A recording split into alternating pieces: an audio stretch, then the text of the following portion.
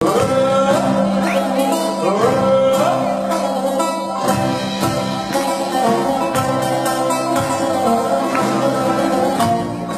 τα κόκκινα δάνεια έπνιξε τον καημό της στα κόκκινα γαρίφαλα.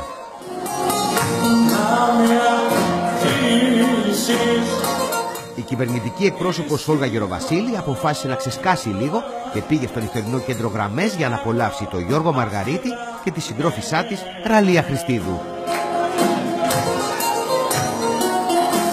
Όταν ο Γιώργος Μαργαρίτης άρχισε να τραγουδά το «Μαζί μου δεν ταιριάζει» στο Βασίλη Τσιτσάνη, η κυβερνητική εκπρόσωπος σηκώθηκε, χόρεψε ζεμπέκικο και καταχειροκροτήθηκε.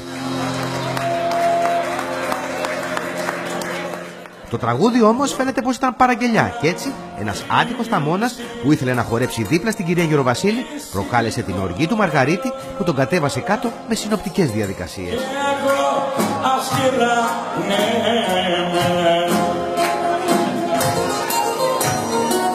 Μετά τον Τσιτσάνη, η πολιτικός ζήτησε μπιθικότσι και άρχισε να χορεύει το Τρελοκόριτσο με το γνωστό στίχο «Γεννήθηκες για την καταστροφή».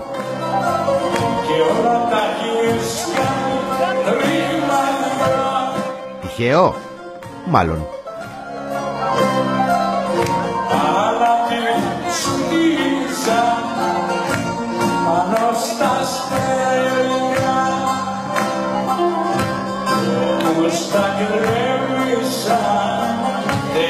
Yo soy